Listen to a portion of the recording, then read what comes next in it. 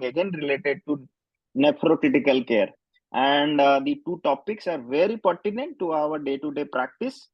And why it is pertinent before starting, this is a topic which is not only relevant to the critical care, this is not only relevant to the nephrology, this is not only relevant to the general medicine, it is related to anyone who is using or advising any procedure or any investigation which uses contrast. Because the problem will not start with the kidney or the critical care.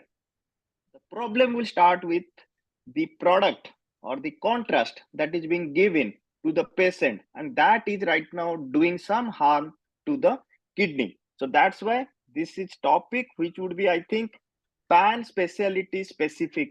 So we need to look into the details of contrast associated AKI. It is not so simple, though we know that it doesn't have any definitive treatment, it has only prevention, we need to just pick it up with the creatinine. No, there are many things we need to know about before doing the right way of prevention and treatment. So to start with disclaimers, I am the director of the 360 Critical Care, which is online teaching academy. Worldwide, we do teach the people to clear various critical care exit exams. And I am also the General Secretary of Nephrocritical Care Society, as rightly told by Dr. Tapes. Now, nobody wants the report card to be showing you are fail. And it's more relevant when the organs are kidney. So it is not so we can say that usual to get kidney injury due to the contrast, but the concept started in the year, I would say, 1950 to 1960, when the clinicians, the practitioners were using more of high osmolar diode contrast material for the investigations. And the terminology was contrast-induced nephropathy that came into the picture when there were many studies, or some of the studies, that they found that the observational studies are having contrast associated or induced kidney problems. And the terminology very commonly used during that time was CIN, which all we know, but now it is so much not very relevant because the terminology has changed to contrast associated AKI or contrast induced AKI, rather contrast induced nephropathy. And if you see, this is the first article that mentions about contrast induced nephropathy in the year 1954, and it was published in Acta Medica Scandinavica. And you can see this is the patient of myelomatosis, and that patient received intravenous pyelography to exclude some or other like lesion, and that patient developed acute anuria. So this is the first instance in which the patient had the contrast induced nephropathy. Now to start with, if we will be discussing about as a clinical case, a 45-year male, history of type 2 diabetes, complicated with ISD and CKD, presents to the emergency department with abdominal pain and chills. Now, patient is looking toxic, having fever, skin mottling, and hypotension and tachycardia. Patient's creatinine is 1.8 milligram per deciliter with lactate of 3.7. Now, as the attending intensivist, you ask for an abdominal contrast enhanced CT scan, but the radiologist is worried about the risk of contrast associated acute kidney injury. How are you going to address this issue? So this is the clinical thing that is right now in front of everyone. We all do this type of practice. We advise some of the investigation that would be requiring the contrast, but the radiologist, the cardiologist, the nephrologist, the intensivist, they would be getting this type of case and how to address this. Now, the advancement in the radio diagnosis as well as the angiography, they have definitely improved the clinical diagnosis, and also they have helped us to manage our patients. Most modern radiologic techniques that we use, they use the iodinated contrast material for the accurate diagnosis and precise interventions. But We are all very much of like fearful for the fact that if our patient is having contrast associated acute kidney injury, that is affecting the short term as well as the long term, both mortality and morbidity, and also the major adverse renal cardiac events, mass.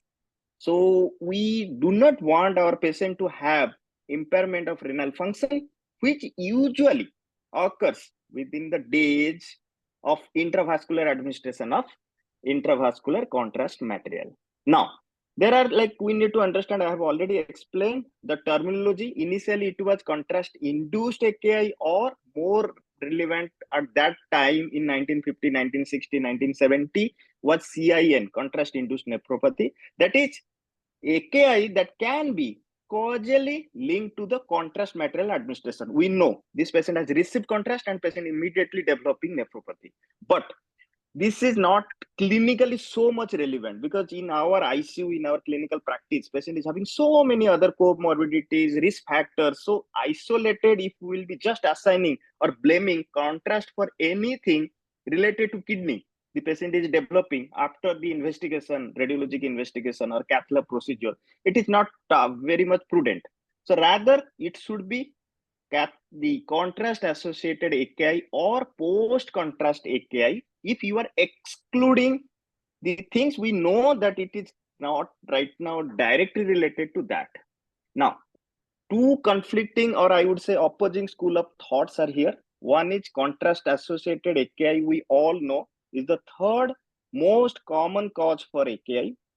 And also, if we are having the risk factors or comorbidities, so it would be directly, we can label it as contrast associated AKI. And contrast induced AKI is a subtype of contrast associated AKI. So we need to make it clear that contrast associated is a broader term. Contrast induced is a, like we can say that when we are very clear that the kidney injury right now this patient is having is due to contrast. Now, there are some opponents to the school of thought that contrast associated AKI should be given so much of importance in our clinical practice. Just because this terminology has a name that has contrast, it doesn't mean that it exists. Point number one, risk of AKI due to contrast material is overestimated in our clinical practice, and many experts, they contend that CIN actually doesn't exist, extremely rare. The discussion starts because it has both ATN feature and also sometimes it has renal feature and also obstructive feature. If we'll be discussing about the pathophysiology, you will get to know that if it is ATN, how come within like 2 days, 3 days of like the procedure, the patient automatically recovers, because it's a reversible like most of the time. Now the second point, most of the time, if you give fluid, responds well. That means there is definitely pre-renal component to the diagnosis. And also, if we will calculate the FENA also, fractional excretion of sodium, normally in the contrast associated AKI, when we are having the patient, it would be less than 1%. What does it mean? It means that patient most probably having pre-renal component more than ATN. And also, if there would be like contrast would be making some of the obstructive feature, so that patient can be also classified into the obstructive uropathy. So there are many school of thoughts that challenge the clinical relevance and diagnosis of contrast associated AKI. Now, coming to the definition of contrast associated AKI, absolute increase in serum creatinine more than equal to 0.5 milligram per deciliter, or more than equal to 25% relative increase in the serum creatinine from the baseline value. That has to be again time component of 48 to 72 hours after exposure to the contrast agent. So this should be happening, and it peaks at 3 to 5 days. There has to be also the third important point here I want to highlight is absence of alternative causes for AKI. So if your patient is simultaneously also having like instability in the hemodynamics, patient is having shock, patient is having rhabdomyolysis, you are also using nephrotoxic drugs, and also the patient is having some of the urinary tract obstructive features, then the definition would not be valid. So you need to satisfy or fill in the blank these 3 points that would be making your diagnosis or your definition to be correct. Now, coming to the KDIGO definition, it is almost similar to it, but the increase in creatinine of more than equal to 0.3 milligram per deciliter within 48 hours of administration of intravascular contrast material. The second one, increase in creatinine of at least 50% above the baseline within the 7 days. They have made it little bit longer time, and a urinary volume of less than 0.5 ml per kilogram of body weight per hour that persists for at least 6 hours after the exposure. So these 3 points are there in the KDIGO definition. Now, coming to the disease course, if you just plot the graph of serum creatinine as well as the week or time, you can see in most cases the decline in the renal function mild and transient. You can see here, and there would be, if your patient is having some or other risk factors also, there would be like a percentage of patients, they would have persistent decline in the renal function. And yes, in the presence of CIN risk factor, they would also go to the step or that stage when the patients will require RRT. But most of the time, serum creatinine usually return to the baseline value after 1 to 3 weeks. So this is the usual disease course as well as the creatinine and GFR trend. Now, we need to also understand the creatinine paradox. The definition in the nephrology or nephrocritical care related to GFR has been ironically based on creatinine. But creatinine is a marker of function rather than marker of injury. If we will be comparing with our cardiology counterparts, troponin is a marker of injury for the MI, but creatinine a marker of function. Now, most of the definition for the AKI, including contrast-associated AKI, also is based on creatinine. If we'll be completely solely depending upon the creatinine value, we are actually losing the golden time for our diagnosis, also our management as well as prevention. Absolute and percentage increase in the serum creatinine that we have already seen in your KDIGO definition as well as our the American Journal of Rheumatology, that serum creatinine takes at least 48 hours to rise in the AKI. Creatinine has also many of the confounding factors that would be affecting the rate of production as well as also the volume of distribution. So definitely it is not the sweet spot or the sweet marker that we are all targeting. Now, coming to the detection thresholds, if we will be focused on this slide, you can see creatinine is this one. It takes some time and it would be rising also not to the great extent, and then it would be coming to the baseline level. But before that, if you see NGAL, cystatin C, they pick up early, and also you can get the idea that my patient is now going into the phase of contrast-associated AKI. If you will be also comparing the GFR with the biomarkers, you can see there would be immediately fall in the GFR, but gradually if you will be targeting with the proper fluid resuscitation as well as also excluding and treating the other risk factors, it would be coming to the normal, the pre-contrast level. Now, let's again revisit our case. A pre-contrast CT scan has been done. It shows enlargement of the right kidney with inflammatory changes, and there is also a kidney stone in the urinary tract. Findings are consistent with pyelonephritis and pyonephrosis. Now, the intensivist is insisting that I should get one contrast media enhanced CT scan or CCT before discussing about the urologic intervention. But your radiologist colleague is not very keen on going for the CCT, and he asks you what is the percentage of the patient going into CACI, contrast associated AKI. Very relevant question. Our radiology colleague is also very right. He cannot just right now give contrast when a patient is also having some or other nephro element. Now, if we will be trying to answer the risk factors, The common risk factors you can divide into associated with the patient, that is patient factors, associated with the procedure factors. Coming to the patient factors, if your patient is having concomitant AKI or other origins of like any kidney problem, he or she is having reduced GFR less than 45 ml per minute per 1.73 meter square or less than 60 ml per minute per 1.73 meter square. That is relevant if we are using intravenous contrast or intra-arterial contrast. Previous AKI or CKD, diabetic nephropathy, dehydration, anemia, poor hemodynamic status, male or female with nephrotoxic drug treatment like any antibiotic.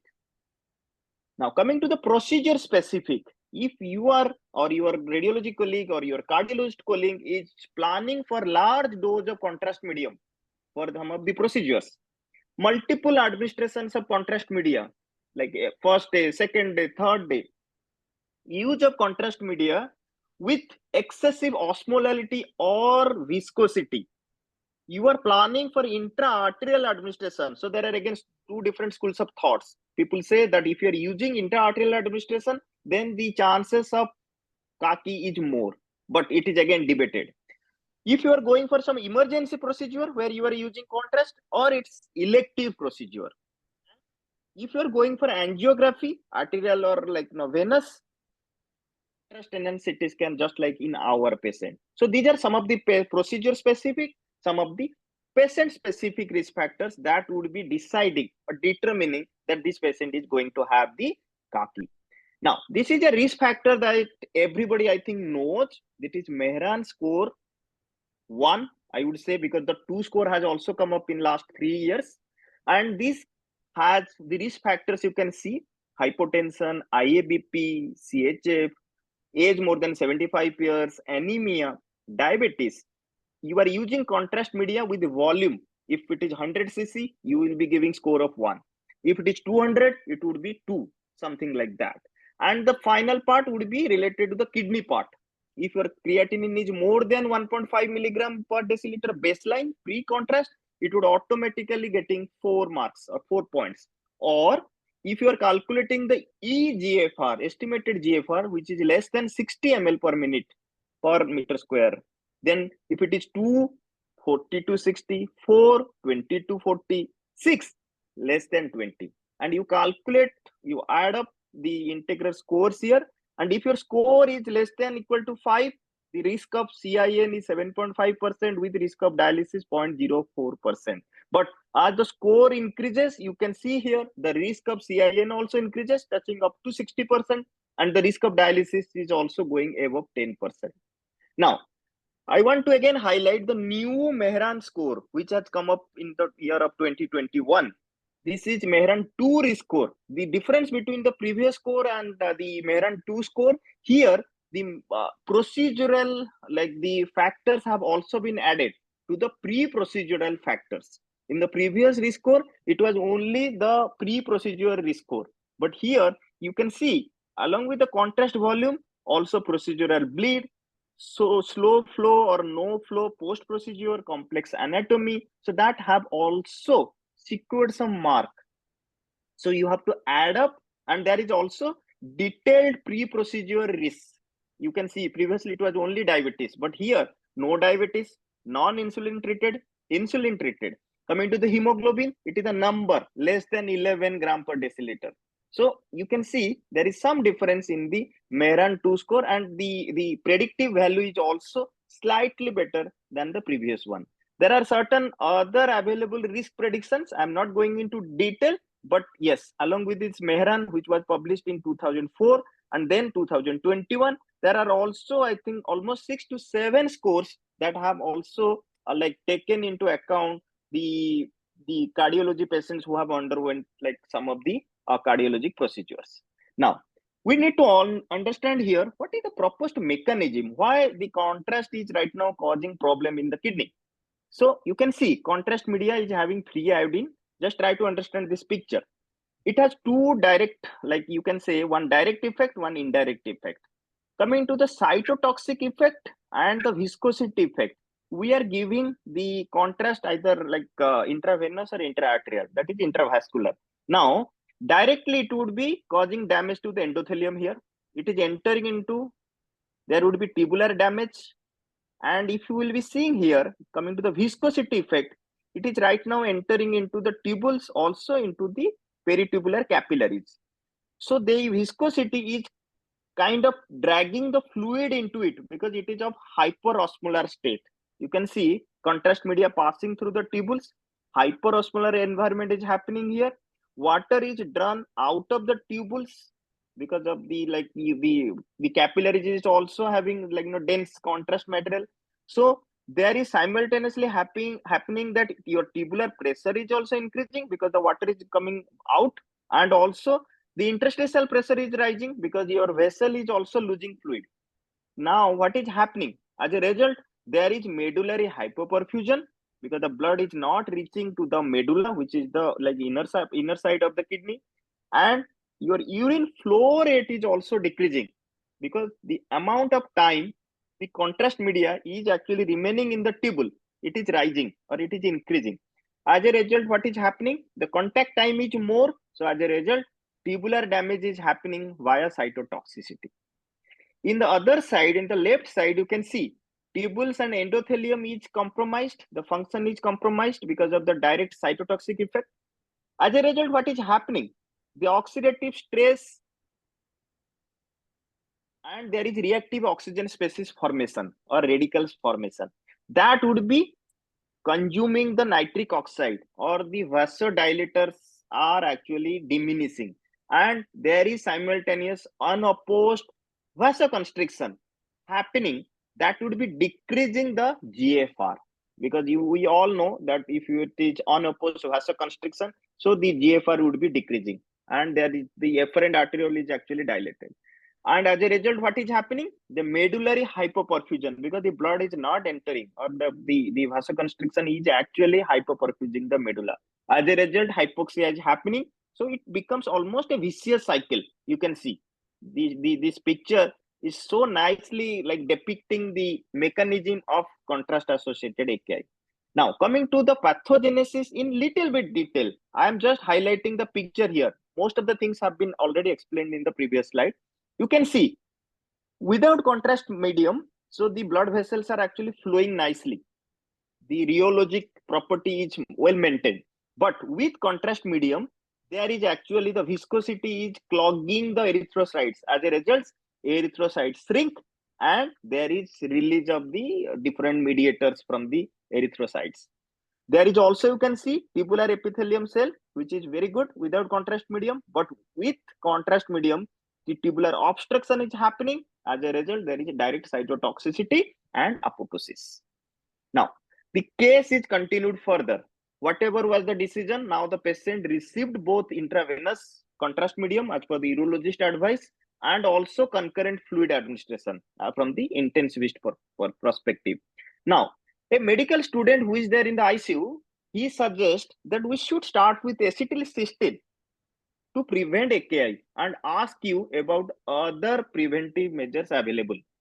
Now, before going into the answer, let's start with the basic management outline. We have already discussed about the risk scores. We have already discussed about the pathogenesis. Now, coming to the prevention and management part, we need to be very sure about the use of contrast medium in our patient. We need to think about or address the issue of personalized hydration for our patients, because every patient is different. We cannot just make a just flat number of 30 ml per kilogram, 20 ml per kilogram just for our surviving sepsis campaign guideline. We need to also discuss about or revisit the pharmacologic prophylactic agents that is in our armamentarium. And also the last point would be something related to remote ischemic preconditioning. I would be discussing in detail with the evidence backup. The best approach, if we'll be discussing and thinking about the AKI prevention before procedures, during procedures, and after procedure. Coming to the before procedure, we need to think about discontinuing the nephrotoxic drugs like the antibiotic, the NSAIDs, the RAS inhibitors.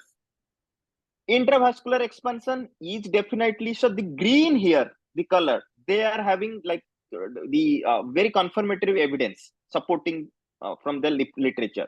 This the fainted the write-ups here, they are having controversial role, and the red ones are having negative or like no evidence supporting for the use. Now, statins, remote ischemic conditioning, N-acetylcysteine, ascorbic acid, prophylactic renal replacement, which has no role. We'll be discussing in detail. Now, coming to the during procedure, intravascular volume expansion with loop diuretic, arterial radial access, which would be preferred over the femoral artery or the other venous form, reduction in the amount of contrast media needed. Now, after the procedure, the vascular expansion with the fluid will be continuing. N-acetylcysteine and RIC, very much not like evidence like backed up.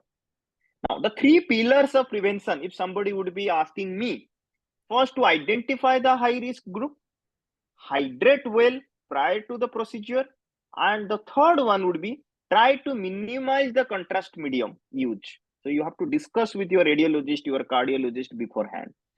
Now, coming to the preventive strategies for CIN, I can start with proper use of contrast medium. Try to go ahead with the low osmolarity or iso-osmolar contrast media rather than the high osmolar, which is nowhere right now used. Maybe we can try to get some alternative to the iodinate contrast media with non-nephrotoxicity like carbon dioxide angiography, dextran-based optical coherence tomography. So these are something which is coming up. Reduction of the contrast volume by directly aspirating from the coronary sinus during the cath lab procedure. Avoid system which automatically takes out the excess or overshooting the contrast medium during the use. If at all possible, try to avoid the angiography with alternatives like intravascular ultrasound or magnetic resonance angiography.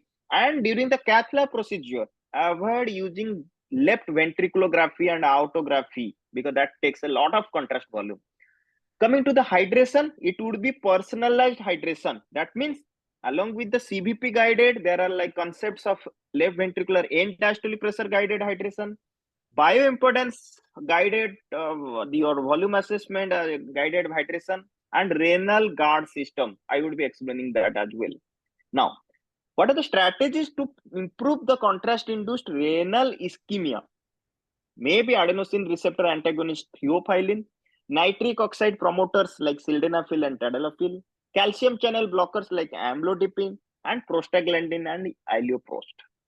Antioxidant strategy, we all know NAC, cysteine and sodium bicarbonate, though they are not routinely recommended, but yes, we use it.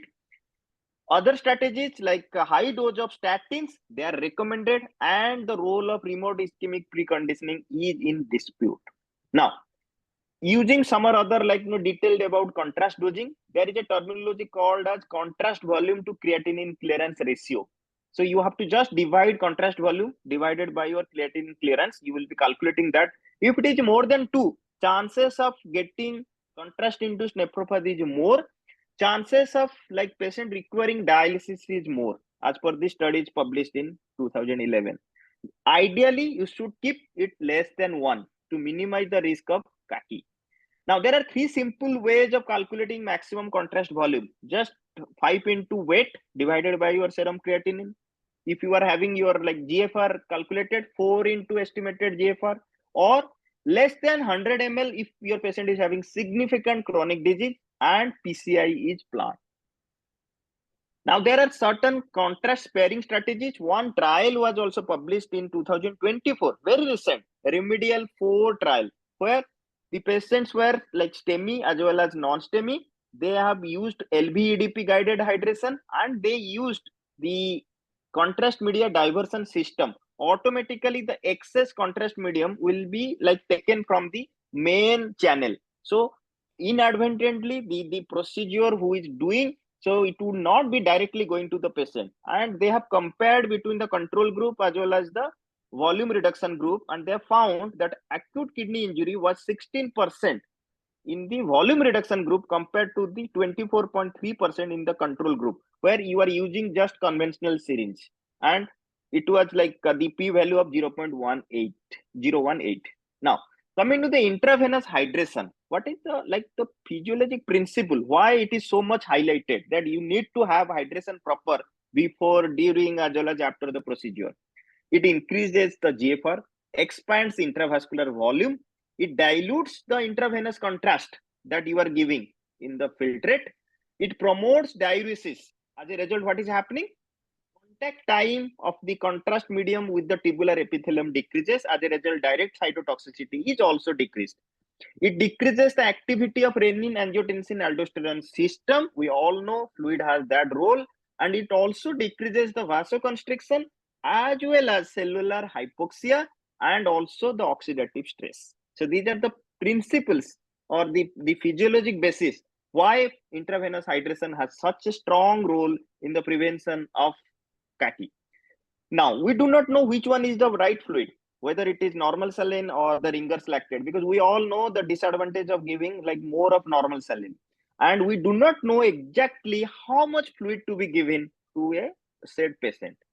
And but whatever the consensus is, you should be starting before the procedure and continuing after the procedure. So this literature also suggests if you immediately give the fluid 1 hour before the procedure and just for the 4 hours after the procedure, compared to if your patient is having 12 hours before, after, or maybe before and for some time after. So the difference you can see here, your contrast-induced AKI is almost significantly decreased if you are doing it before and after for like a defined time. This is a very important trial, Poseidon trial. This is hemodynamic guided fluid administration published in Lancet 2014, a landmark trial in the contrast-induced nephropathy. What they have done? They have actually 1:1 randomized control trial, LB-EDP guided hydration with 0.9% saline versus standard hydration, 0.9% saline. And they have made the primary endpoint of 25% or 0.5 milligram per deciliter increase in creatinine as the primary, and the secondary point was 6 months major adverse event. You can see how they have given the fluid. If your LV-EDP is less than 13, you give 5 ml per kilogram per hour at the rate of that. If it is more than 18, definitely I am not going to give fluid to this patient more. So it would be very calculated 1.5 ml per kilogram per hour. Maximum rate was 500 ml per hour. And you can see the results, what very satisfying, that you are giving more fluid if you are having LVEDP because you have a safety margin. And also you can see the rate of major adverse events were almost significantly reduced if you are using the conventional mode of fluid management. Now, the second one is renal guard concept. So it is a guard. That means the guard is the urine flow, urine output. What is happening here? Renal guard therapy drives high urine flow designed to speed the contrast through the tubules so that the contact time will be less. It would be again reducing the concentration tubules and also as a result reducing the oxygen demand of the kidney, which is actually the physiologic mechanism by which actually contrast causes the problem. Now, in patients with compromised renal function, high urine outflow is only possible if you are automatically matching the replacement, and also if it is not happening in a proper way, you can also give IV diuretics. So this would be you are giving fluid, you are taking the urine output measurement, and on that basis of urine output, you are again replacing it. But if your urine output is not matching to the fluid you are replacing, so you have to use some IV diuretics. So this is the concept of renal guard. On that renal guard, there were multiple studies have been done, and they have observed, and the conclusion was statistically significant reduction in the CACI and dialysis. Almost 1,500 enrolled patients in published clinical results, and you can see that these studies they have found that you should be using renal guard to get better result. But it's not that all that glitters are gold. There are certain negative trials also. That is, one is strength trial that was published in 2022, and they found that in high risk patients where you are using this one in the complex cardiovascular interventions, furosemide induced high urine output with the matched hydration using the renal guard system did not reduce the risk of CIN and adverse outcomes at 12 months compared to the conventional intravenous hydration. Now, this is another negative trial, amazing trial, that was also no hydration versus your usual hydration. And they found that it is not non-inferior and cost saving as well if you are using no hydration method compared with the IV hydration. Now, this is a remedial 3 trial, tailored hydration regime, because if you are not using completely, if you are not giving completely, better to have a in between, the middle path.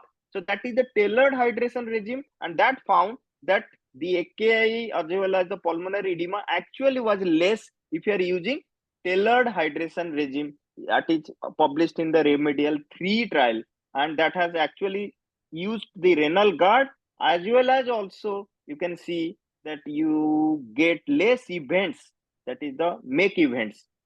Now, there is another study that was published in 2023 in Journal of American College of Cardiology, that is simplified hydration regime, just 1 hour before, 4 hours after, per kilogram per hour, and that has been shown or compared with 1 ml per kilogram per hour, 12 hours before and 12 hours after, longer time. The comparison was, if you are using simplified hydration regime also, the patients are doing better. There is no, like, no, the event rates increased in the normal fluid resuscitation. Now, these are the some of the RCTs as well as the meta-analysis that has compared IV fluid hydration as a preventive method. Now, coming to the second one, which is always coming in our mind, and we use it also before sending the patient for procedures, NAC. Is it useful? Yes, it has some physiologic principle which satisfies its use in this type of clinical cases, like antioxidants, scavenger of free oxygen radicals, its ability to lower the serum creatinine rather than improving GFR. But till now, the definitive recommendation is not there from the contrast-induced nephropathy working panel as well, because the existing data is not sufficient enough to prove that it is, yes, a definitive recommendation. KDICO gives the recommendation that you can use it in conjunction with hydration. The standard oral NAC regimen, we all know 600 milligram BID for 20 hours before or on the day of procedure. But there have been studies also that used higher doses, but there is no significant difference compared with the standard oral dose. Now, these are some of the your RCTs that have compared as a prevention method. Now, coming to third one, statins. This is the one large meta-analysis, compared 9 trials, almost 5,000 plus patients with or without ACS, and they have given a strong recommendation that short-term intensive statin treatment significantly reduced AKI incidence in both ACS and non-ACS patients. Fourth one, bicarbonate therapy. We use it on and off, but the concept, the principle is it alkalizes the renal tubular fluids, prevents free radical injury. As a result, it actually scavenges the reactive oxygen species from the nitric oxide. But the current status, you can see the protocols are varied. Like you can see there are lot of 3 ml per kilogram 1 hour before the procedure, after 6 hours also you continue, then 24 hours for 1 ml per kilogram per hour, before the procedure 12 hours. So exact duration remains a matter of debate, but hydration with sodium bicarbonate is more protective than the normal saline. And this is the meta-analysis and systematic review that I have here showing. Maybe hydration with sodium bicarbonate could significantly reduce CIN compared with the sodium chloride. Now, addition of NAC to the sodium bicarbonate, that is another study. Still, we are not sure whether it has a definitive prophylactic effect against the nephropathy. Now, this is the PRESERVE trial, which was published in NEJM in 2018. They have actually added sodium bicarbonate and N-acetylcysteine, sodium chloride with N-cysteine. And you can see there was no significant difference across all the groups. You can see sodium bicarbonate placebo, sodium chloride placebo, sodium chloride plus NAC, sodium bicarbonate plus NAC. So no definitive evidence of using it left, right, center. Last one, which I would say, this is something upcoming, inorganic nitrates. We all know from the pathophysiologic mechanism, there is actually reduction in the vasodilatory the ions, that is the nitric oxide. So if we'll be supplementing with inorganic nitrates, so maybe it would be taking care of the oxidative stress level inside the body, what is happening due to the contrast. And the literature, this is the nitrate trial, contrast-induced nephropathy trial, which is published just recently in European Heart Journal, and that is definitely showing positive trend towards reducing the incidence of contrast-induced nephropathy, improved kidney outcome at 3 months, and also major adverse events at the 1 year. Last one, I have told the remote ischemic preconditioning, just for the sake of students. What is remote ischemic conditioning? You are actually trying to induce transient ischemia by inflating the blood pressure cuff for 5 minutes, then deflating before the procedure. And that would be making the distal organs remembering this event, and that would be now resisting the ischemia part when you are using your contrast, and that is trying to create contrast-induced nephropathy. So you are actually trying to make the system ready with the previously induced ischemia. And this is one meta-analysis published that has shown that yes, it has some or other role in preventing contrast-induced nephropathy. Just in one slide, I want to summarize about the preventive measures, pre-procedural interventions, device-based interventions, coronary imaging and physiology, and other strategies. I have already explained everything in this picture, but in one page, if I want to summarize, this is that slide. Now, coming to the case continued, you continued with your fluid resuscitation, norepinephrine, you have started with high dose antibiotic, the neurologist has placed one ureteral stent to relieve the obstructive uropathy, but your fellow at this point of time is suggesting to start RRT, remove the contrast medium. Do you agree with his suggestion?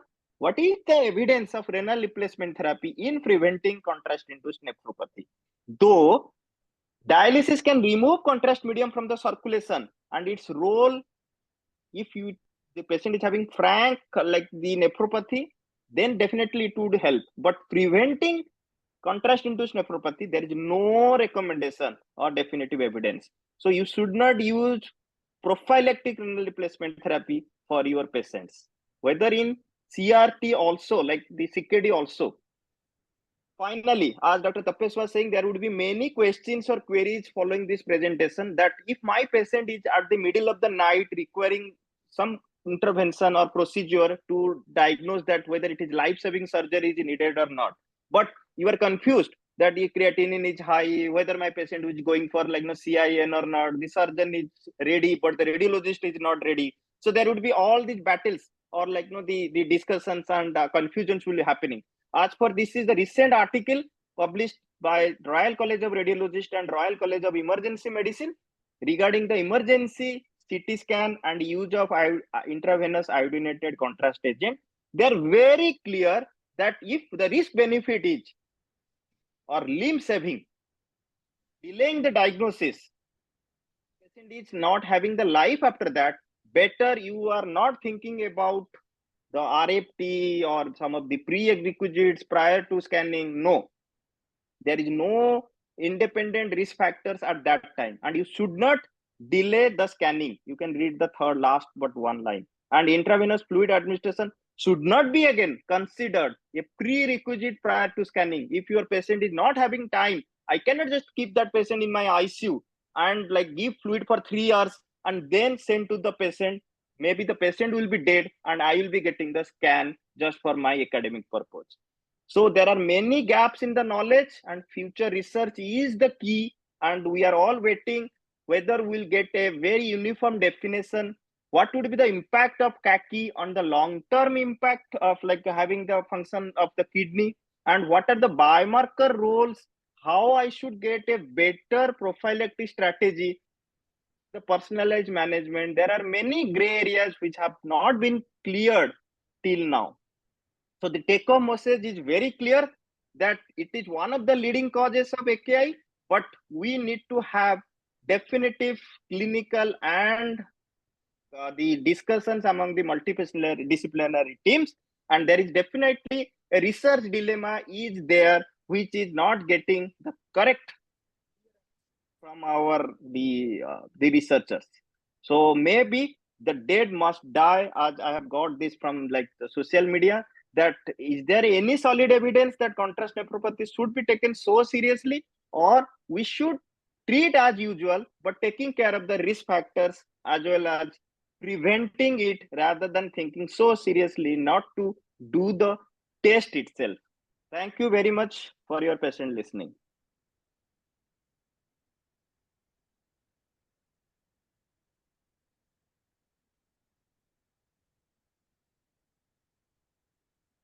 So thanks, Dr. Tapas Sahu, sir, very nicely elaborated contrast-induced nephropathy. So just a few points from my side, rather the highlights from your talk before we take the questions. So friends, we'll just take the questions. So first of all, whenever you give contrast and we talk about contrast-induced nephropathy, like he showed in the last slide, that's very important. If it saves lives, then that is paramount. You go ahead with the contrast, irrespective of whatever it is. If the life or limb has to be saved, give the contrast. No ifs, buts, there is no medical legal issue in that. Whatever may happen, that should be very clear. Then most of the patients whom we give contrast do not acquire contrast-induced nephropathy. Only a small fraction acquire, and the risk is greatest with CKD patients. And when you give contrast, the contrast stays in circulation for around 24 hours and then it goes out. And if you do a dialysis within the 2 hours, it may benefit to some extent in CKD patients.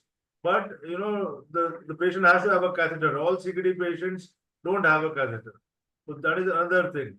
Then diabetes is a risk factor, whether there is nephropathy or not, because all the time nephropathy is not clinically evident. Then very important that it is non-oliguric most of the times. The contrast-induced nephropathy is non-oliguric. And like he showed you, serum creatine rises after 48 hours. By that time, injury has already occurred. But again, most of the times, it will subside within the next 7 days. And, cardiac patients have a greater tendency for contrast-induced nephropathy because one, it is given directly into the artery, and second, the contrast itself causes LV dysfunction, and there is associated hypotension when you give it. So these two factors lead to a somewhat greater extent of CI in these patients, or CI AKI as you may call it, whatever terminology. So it's a risk, and the cardiac patients are often having diabetes also. So that is why in cardiac patients it's very significant. And finally, coming to the question of MRI. Now earlier, MRI was done in these patients who had kidney injury, and we used to give gadolinium, and that used to cause nephrogenic sclerosing fibrosis. But with the newer contrast, even if there's renal failure and you do a MRI with these newer contrasts, you don't get this nephrogenic sclerosing fibrosis. It's a very good alternative to CT scans, because most of the times your MRI will pick up the imaging that your CT would be expected to pick up. So these are some of the points I wanted to make. And finally, Dr. Sahu couldn't cover drug-induced AKI. So just 1 or 2 points about drug-induced AKI. You see. So if you, Dr. Tapas, if you allow me, I can have that. I have a separate presentation. Like I thought of stopping here. And maybe next 10, 15 minutes. Are you up to it? Are you okay? Or Yeah. No. I can. I am just waiting for the questions and your comments. Let's take the questions on contrast-induced and then we can go ahead with that. Yes. So I'll just read out the questions for you. So this question is, let me see the question. Hello, my name is Johnny from Indonesia. Good evening. I want to ask about how to parameters acute injury needs RRT. I want to ask how to parameters acute kidney injury needs RRT. So Dr. Tapas, what I feel that these are something not very relevant in today's presentation. Maybe we can share the answers to them to keep our time for the next presentation, because these are something which are not related to contrast or drug induced. So these are some of the renal nephrocritical care questions. So I am just taking these questions, dear friends, and just for the sake of time, we would be discussing the drug induced, and at the end, I would be like sharing the answers with We'll them. take all the questions in the end, whatever it is. Yes, Yeah, okay. exactly. So friends, please wait till the end. Sir will discuss drug-induced kidney injury. So please stay with us. Yeah. So I'm just sharing the.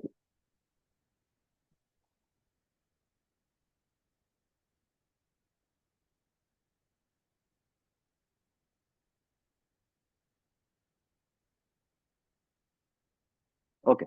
So thank you for the first talk, and now we'll be discussing another topic which is again very relevant. That is drug-induced kidney injury, DIKI, drug-induced kidney disease, DIKD.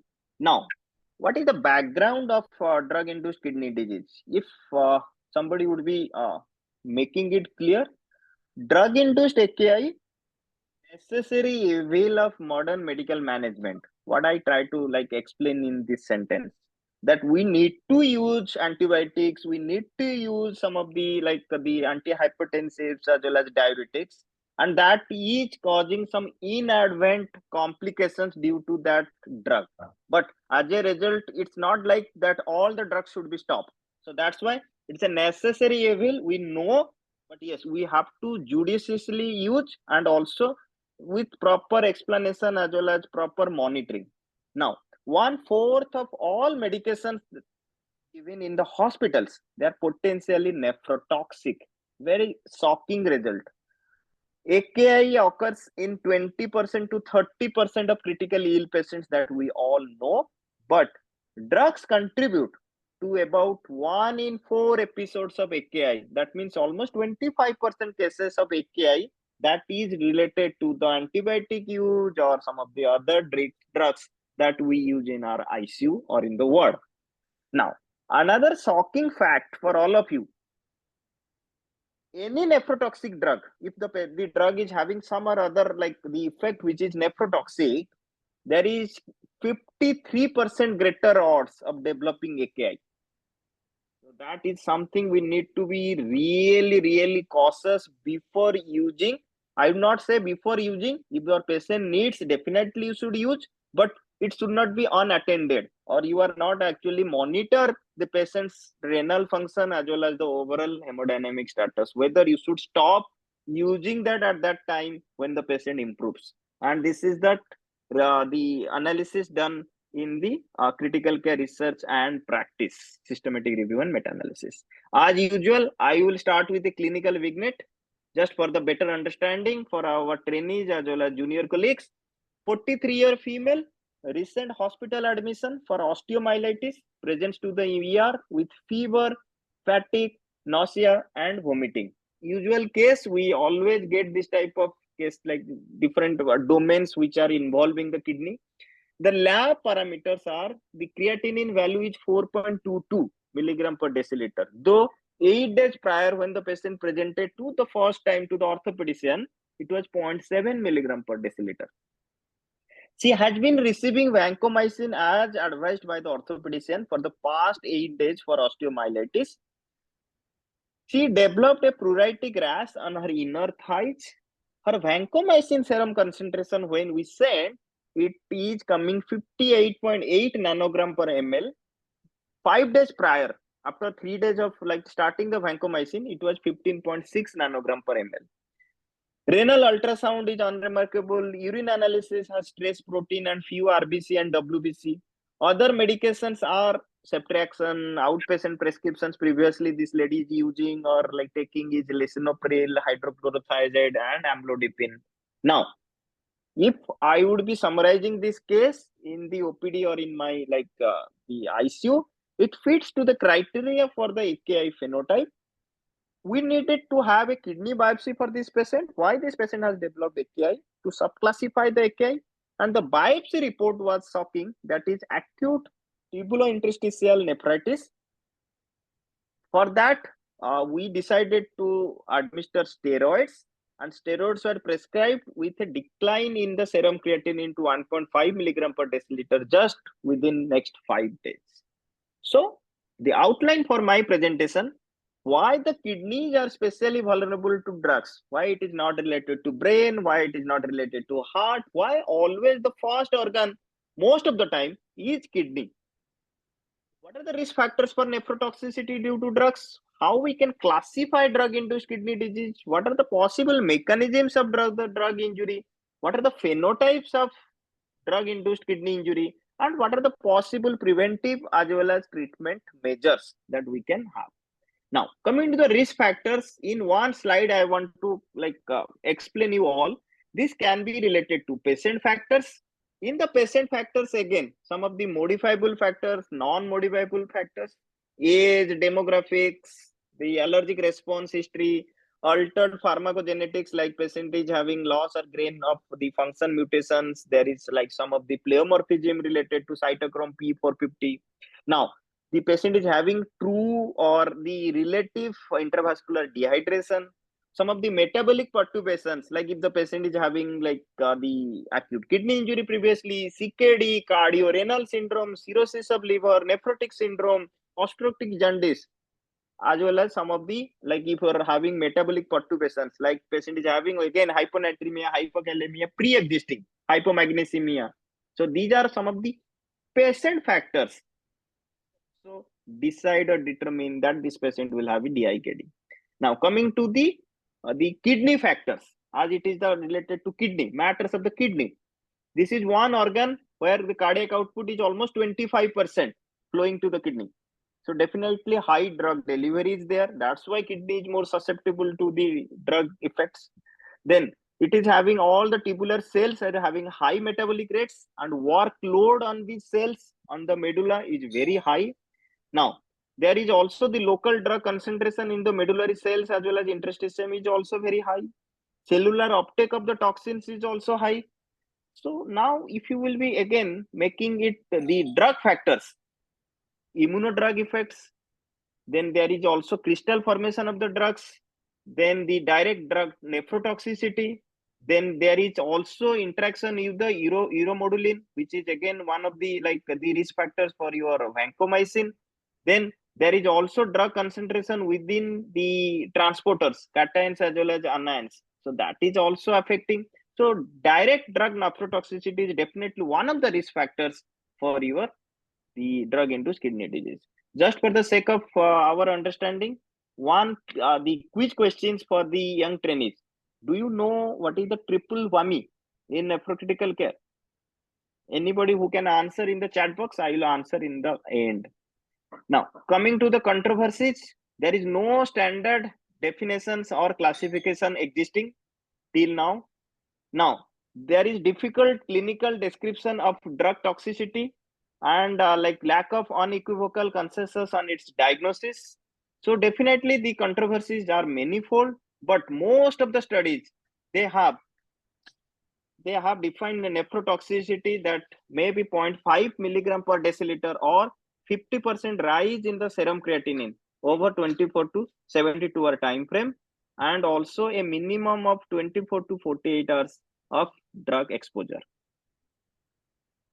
Now, the first literature which has made the drug-induced kidney disease more prominent, and there is a standardization of drug-induced kidney disease, is published in the 2015 by Ravindra Mehta as well as Abdiso et al.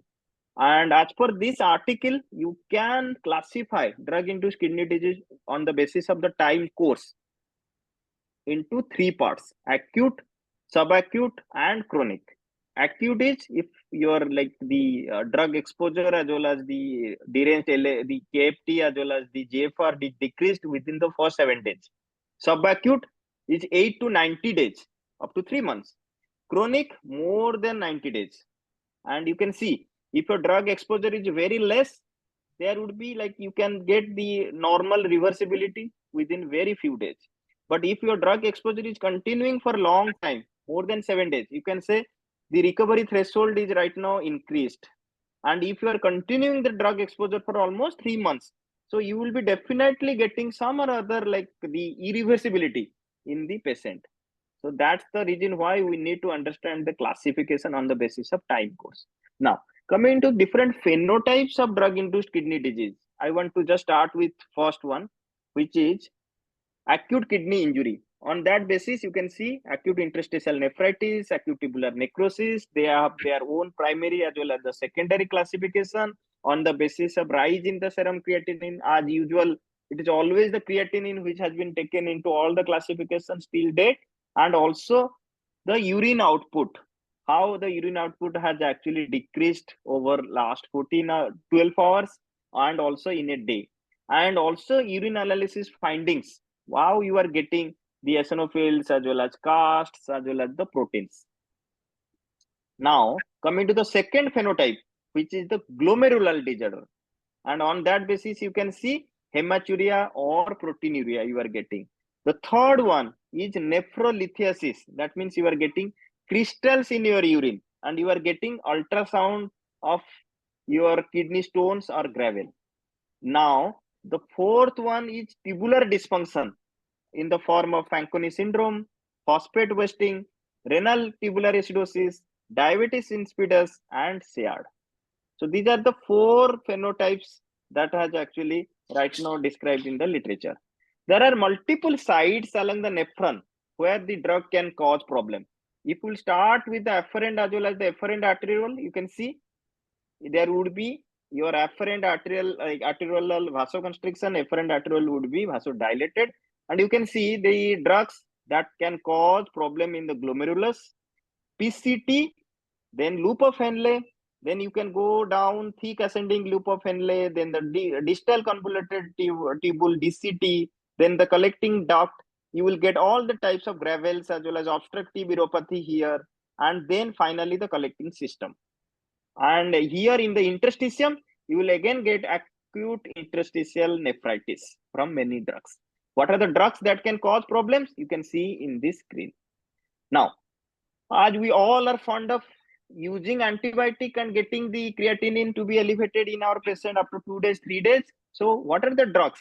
You can get the screenshot of this slide.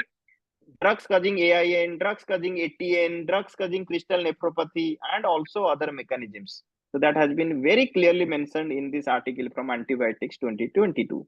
Now, there is another classification which is just published in 2023 by Iman as well as Marlis Osterman as well as John Kellum, and they have divided the phenotypes into functional and damage biomarker specific. What does this article say? This can be divided into 4 parts: neither dysfunction nor damage, damage without dysfunction, dysfunction without damage, both dysfunction and damage. The 4 like phenotypes currently based on the functional and damage biomarkers. Now, what is neither dysfunction nor damage? So there is no dysfunction, no damage. This is pseudo AKI. Most of the medications that can cause increase in the serum creatinine without causing renal dysfunction or damage. And these drugs are not nephrotoxic, rather they compete with the creatinine secretion at the PCT, proximal tubule, mediated by drug efflux transporters. Most of the time, these are having no change in the serum creatinine, no alteration in the GFR, no damage to the glomeruli, tubules, or interstitium. What are the examples? Cimetidine. Cimetidine is one of the examples which can cause pseudo AKI, primarily antibiotics as well as anti-neoplastics, and also cimetidine, dolutegravir, trimethoprim. So you need to remember that it's not clear nephrotoxicity which is the cause of AKI. Now, there is the second one, dysfunction without damage.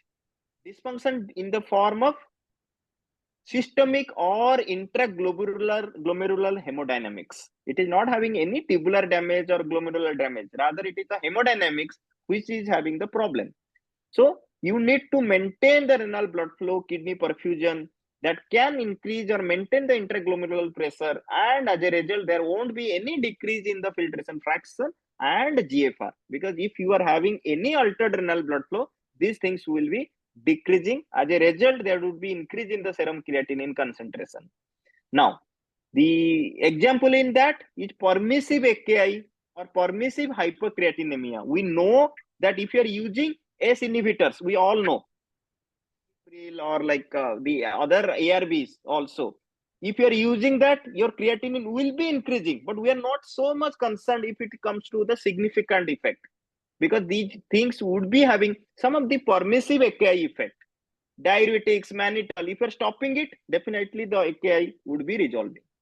Now, the third one would be damage without dysfunction. Second one was dysfunction without damage. This is damage without dysfunction, which is a significant problem in terms of glomerular, tubular, and interstitial injury. And the mechanisms are oxidative stress, mitochondrial dysfunction, T cells activation, your innate immunity will be activated. And the examples in this are subclinical AKI. You will get proteins in the urine as well as albumins by, if you are doing your ACR, albumin creatine ratio, it will be raised. And also the biomarkers are also increased, like Nephrocheck, which is your TIMP2 and IGFBP7. Now, there are many examples of this form of the your damage without dysfunction in terms of glomerular, tubular, and interstitial, and the drugs causing this type of problems. Now, fourth one and the last one is dysfunction and damage both together, and this is happening when you are having problem with the hemodynamics, as well as there are also other causes of non-hemodynamically related AKI as well. So if you are having both combinations or permutations here, so you will get the fourth variety. Now, what are the other biomarkers apart from the serum creatinine? There are like the proximal tubules, distal tubules, as well as functional biomarkers.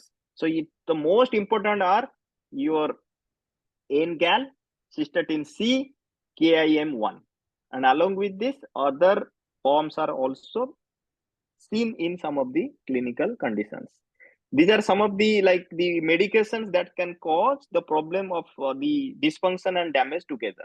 Now, how to prevent as well as treat the drug-induced kidney disease? We all know there is no specific therapy if your patient is having diagnosed case of drug-induced kidney disease. Rather, it would be largely conservative in the form of stopping the offending agent, avoiding further kidney injury by maximizing your kidney perfusion with fluid, avoiding nephrotoxins further, and recognizing the early signs of tubular injury utilizing very sensitive newer novel biomarkers. Now, coming to the interstitial nephritis, if you are suspecting that your patient is having interstitial nephritis, go for one kidney biopsy. It is often required, and you will get typical interstitial inflammatory infiltrates and tubulitis that characterize AIN, and you will get CD41 and CD81 T lymphocytes. This is the pathogenesis. I am not going into detail. There are many drugs that can cause AIN. In our clinical practice, it would be penicillin, sulfa-based antimicrobials, rifampicin, fluoroquinolones, proton pump inhibitors. These are some of the significant domain of drugs that can cause AIN. The treatment part is the corticosteroids. First, discontinue that drug, then use corticosteroids. But yes, you need to remember the contraindications where you cannot use corticosteroids. If you are starting corticosteroids, patient will respond within first month maybe. Then after that, the IV, you can change over to oral corticosteroids that would be continued for approximately 4 to 6 weeks. And maybe you can supplement with azathioprine and mycophenolate as the immunosuppressive agent.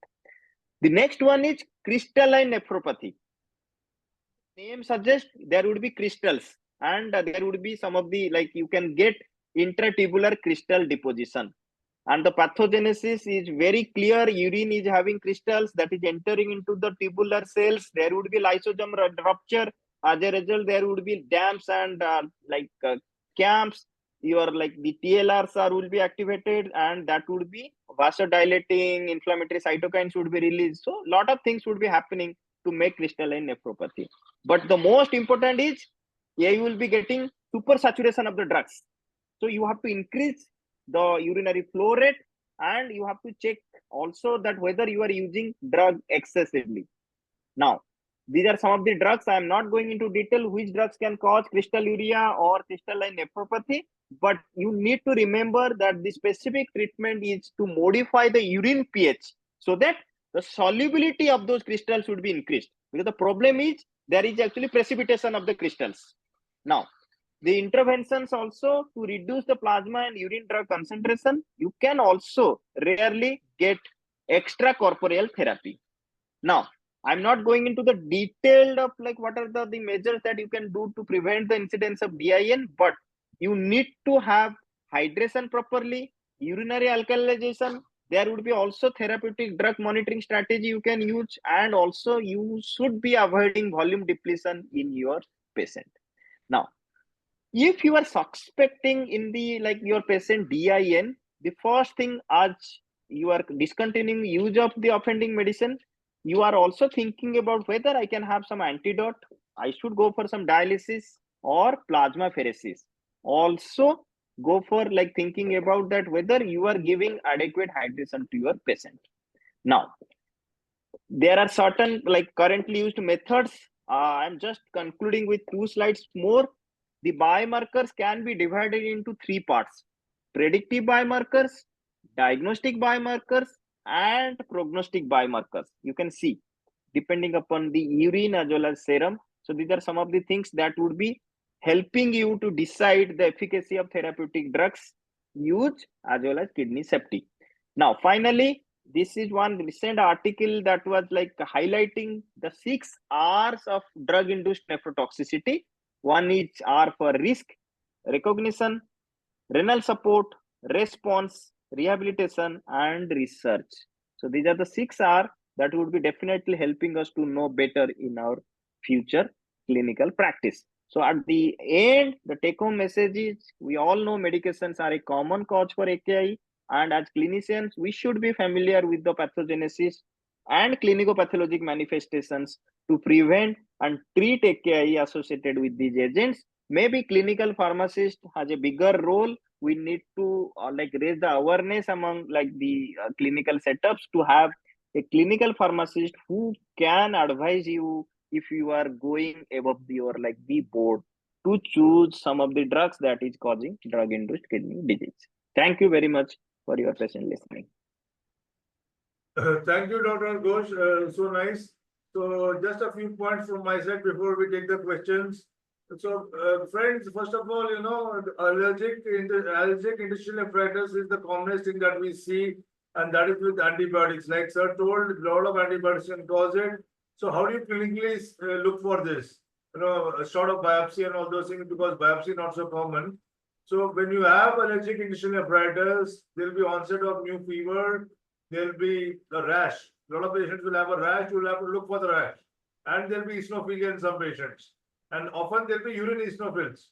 Urine eosinophils is not diagnostic, but this is very helpful. So if you have to look for this. The rash may be on the back. The rash may be on the tummy covered by the clothes. So you have to look for it and you have to suspect it. And most of the patients are getting antibiotics, and the commonest drug toxicity to antibiotics is acute allergic intestinal nephritis. And if you diagnose it early, you can give methylprednisolone or high-dose corticosteroids. It can help. There are no controlled trials, but that is what is recommended. The other drug is colistin.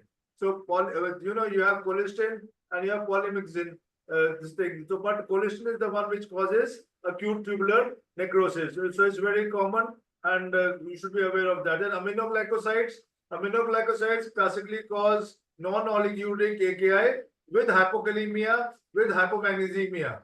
So that is another thing about aminoglycosides. And the toxicity of aminoglycosides varies from one aminoglycoside to another aminoglycoside.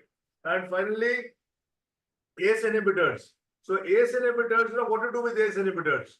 If the creatine is rising with ACE inhibitors, should you stop it or not? So the fall in the rise in creatine with ACE inhibitors shows that the ACE inhibitor is working because it is dilating the efferent arteriole and reducing the glomerular pressure. So that is what it is supposed to do. However, if the creatine is rising more than 30% of baseline, or if the creatine is initially very high, then you are not supposed to give ACE inhibitors. Otherwise, slight rise in creatine with ACE inhibitors does not mandate stopping the ACE inhibitor. So those are a few things I wanted to say from my side. And I think now we will just take the questions. So Dr. Ghosh, I will start the questions. Huh? Yes. Yes, please. So the first question is from Nabila from Indonesia. So what is the parameter when our intervention is going well? So I think that is about contrast-induced nephropathy. He's asking that how do we know that whatever intervention we are doing with contrast is going well in terms of CIN. So as we have seen, we need to have a regular trend of like your renal parameters. So we need to check as usual, like in our clinical practice, we monitor the urea creatinine as well as the other electrolytes, acid base balance, and we all see that these patients, the RFT which is deranged, now getting back to the normal. So that would be our ideal, like the targets, and simultaneously we will be also doing the bedside ultrasound to check that we are not overloading our patient with fluids also. So that is point number 2. Yeah, that is apart from that, Nabila, you have to hydrate the patient well, like sir showed in the lecture. So 1 ml per kg or around 60 to 80 ml per kg, starting 6 to 12 hours before and completing 6 hours after the procedure. And in CHF patients, you give half the amount along with Lasix. And you look at the urine output also. So the urine output starts falling, then you know that you are heading for contrast-induced nephropathy, because creatinine rises 48 hours later. It's a slow rise. Creatinine does not change immediately. So those are the parameters you can look at when you are doing this contrast-induced intervention. So the next question is, greetings, my name is Ari from Indonesia. I want to ask about how we measure the renal function to know and predict AKI in ICU patients. Is there gold standard that we can use from laboratory parameter? Yeah, so it's a difficult question. There is no gold standard as such. We all depend on our clinical acumen as well as some of the available lab parameters like urea, creatinine, electrolytes, APG, as well as like if you will are doing the bedside ultrasound also. But most of the time we delay in diagnosing, and as a result we are also delaying our management. But maybe the novel biomarkers which are upcoming, and also that is right now people started using in high volume centers, that would be helping us to pick up the problem at the very early instance, and that would be helpful for our management as well. But yes, for the time being, it is the usual lab parameters what I have told you, and we can measure the renal function on that basis. Yeah. So the other thing I would like to add to that is that where's it 1 minute. So how measure renal function in the ICU. So in the ICU now, what is recommended is that you can use the Cockcroft-Gault formula. That is the most practical way, because in the OPD patients you can actually get the GFR by using the the renal function by giving a dye. But that you cannot do in the ICU. So you use the Cockcroft-Gault formula, or you can use the MDRD equation. But the Cockcroft-Gault formula is the accepted one over the MDRD equation. The other thing, which is the most accurate, is you use a timed urine sample of 6 hours. So you collect the urine sample over 6 hours, right? And you measure the creatinine in that. And you multiply the urine volume collected in 6 hours by the creatinine. That is the total creatinine per ml in the urine. And that you equate to the GFR into serum creatinine. Okay? So you get GFR from that particular equation. So that is most useful in calculating the GFR, and that is usually for estimating dosing of dangerous drugs, because that gives you the precise at that point in time the GFR.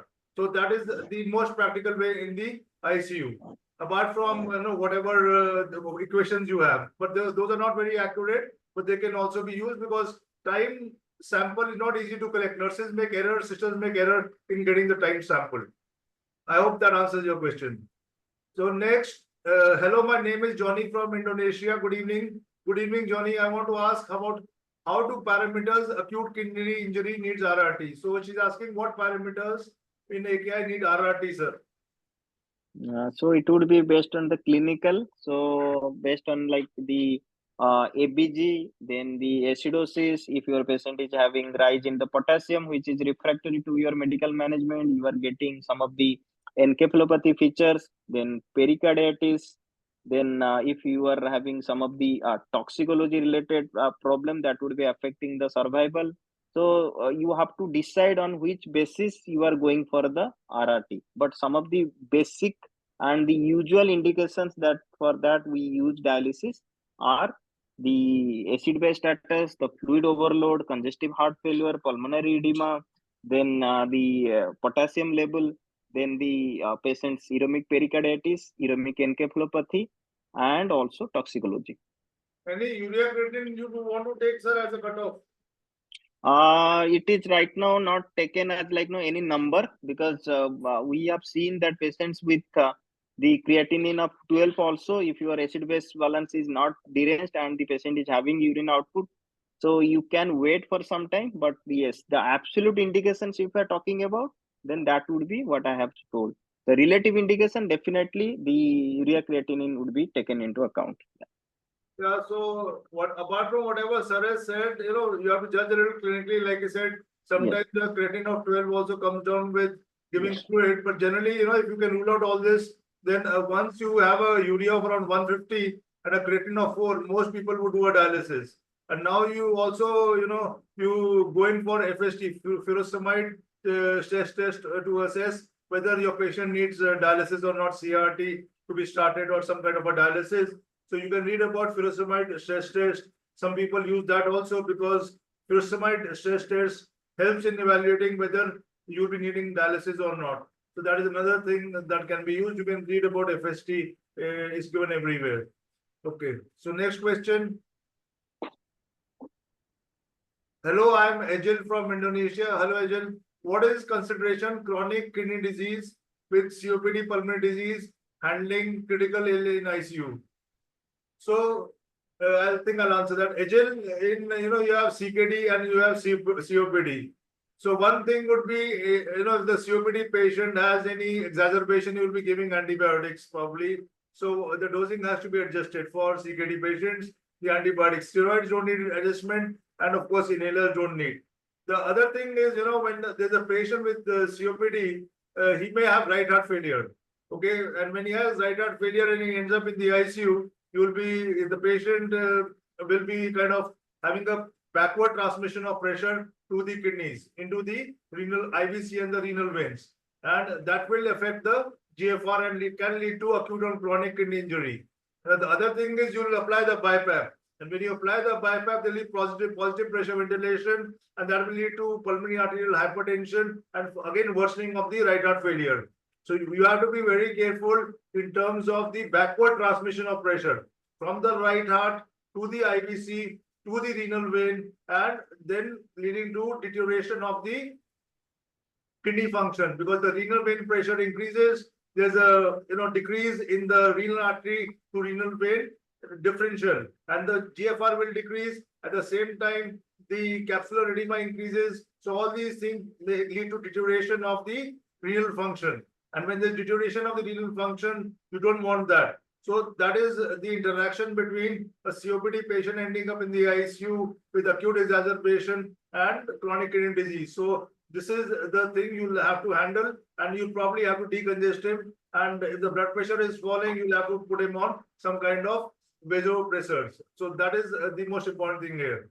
Other than that, you just have to manage the antibiotic dosing.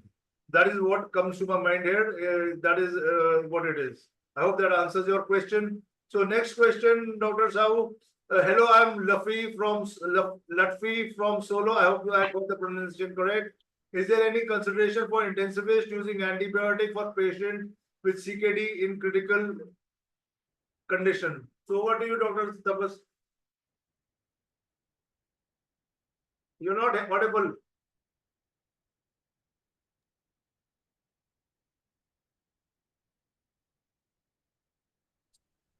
Tapas,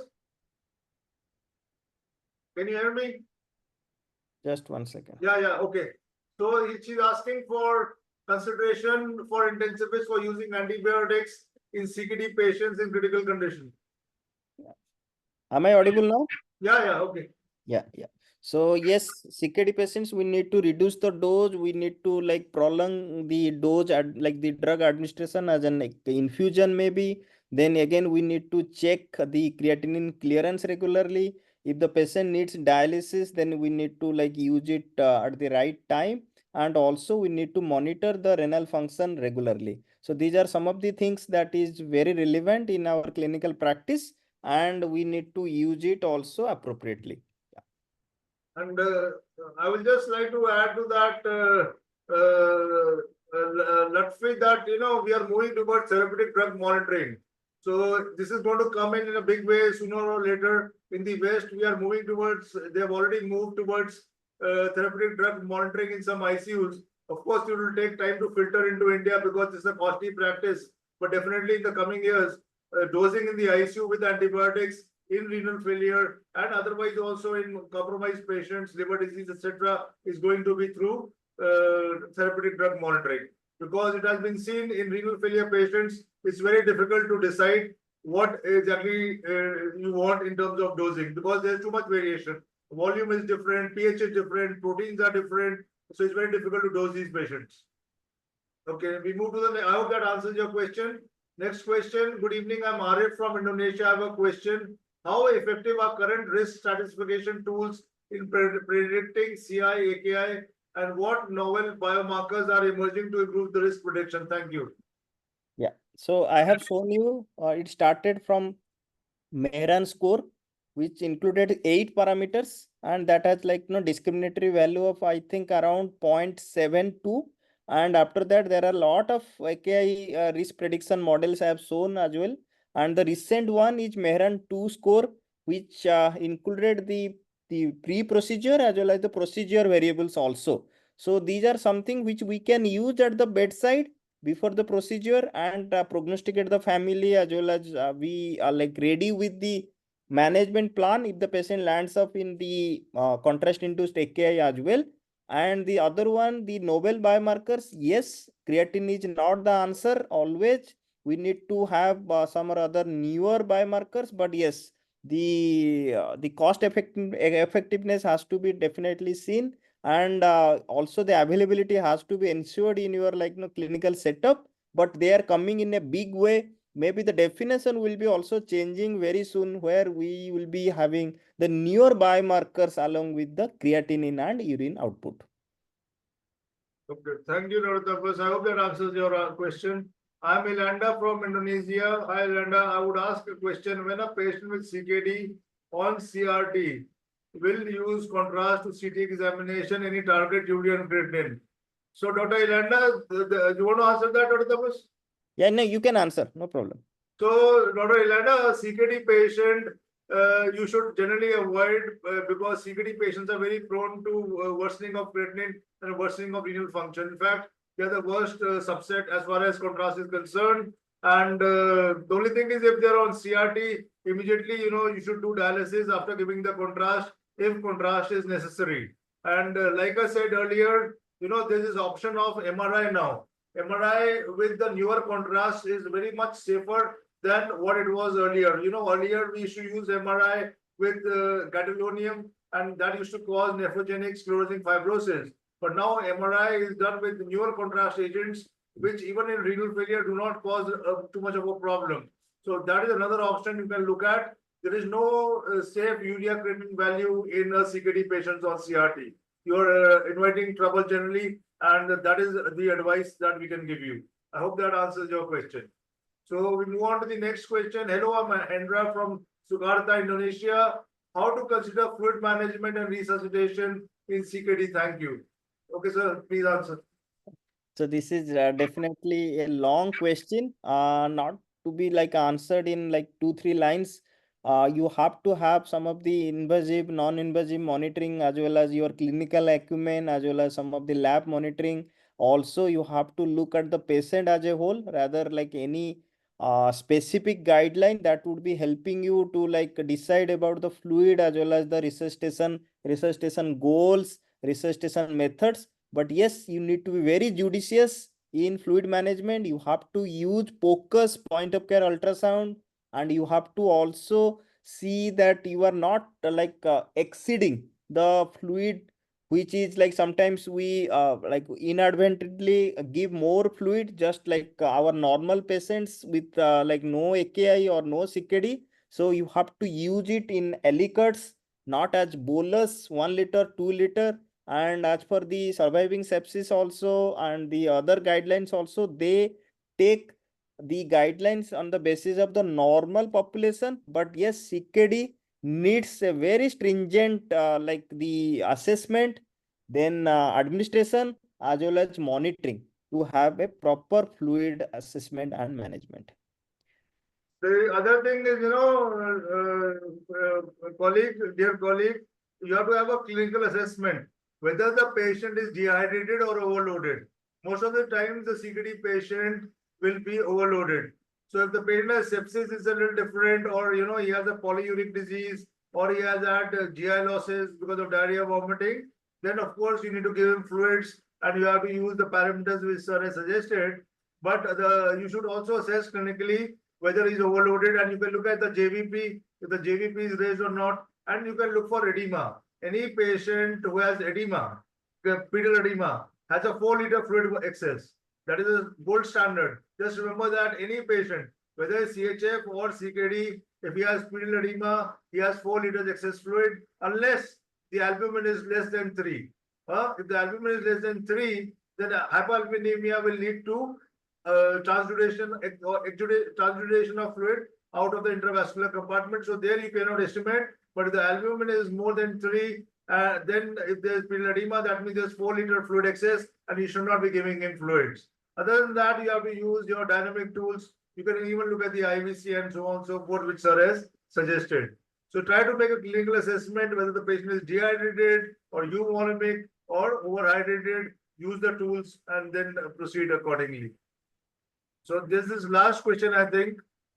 Hello, I'm Awan from Indonesia. What is the impact of chronic use of NSAIDs on the renal function of patients with chronic kidney disease? Thank you. So, Awan, I don't think you should be giving NSAIDs to any patient with renal disease. Simple as that. Whether it's acute kidney injury or chronic kidney injury, you are inviting trouble, because NSAIDs, they cause afferent arteriolar constriction, and they'll decrease the GFR, and the GFR will shoot up. So whether it's CKD, AKI, please do not give NSAIDs to any patient with renal disease. And even if the patient has normal renal function, if you keep giving him NSAIDs and all these analgesics, they go into all kinds of renal problems. So please avoid all these drugs, NSAIDs and the same class of drugs in patients with renal injury. Go for safer options. Yeah. So as I have shown one question also, I think this question is pertinent to answer that. Triple whammy in nephrocritical care, like triple trouble. So one is NSAIDs, one is diuretics, and one is ACE inhibitors. So if you are combining 3 things in your patient, so you are like inviting triple times problem to your patient. So that's why the nomenclature has been given triple whammy in nephrocritical care or critical care nephrology. So you should see that none of your patients who are having renal problem or patient can develop renal problem are receiving NSAIDs, ACE inhibitors and diuretics simultaneously for long time. So, dear friends, colleagues, folks, thank you very much for your patient hearing and for an interactive session. I hope we have been able to answer your questions to your satisfaction. And I thank my dear colleague and friend, Dr. Sahoo, for a wonderful, wonderful presentation. Very beautiful slides he makes. I must say that, his presentations are very lively and slides are very colorful. Really, it's very nice to see his slides. And that was a lot of hard work there, making 2 topics and in so much detail with all the trials. Really nice.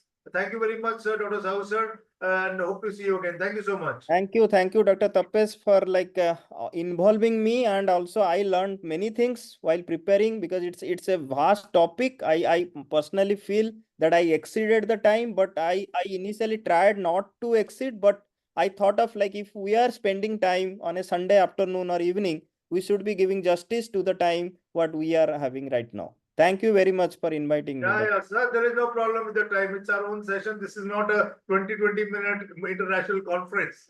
There is no issue. Thank you so much. I think everybody loved it, and it'll be up on our YouTube channel for everybody to view it. Thank you, everybody. Thank you, everyone. Thank you. Have a good time.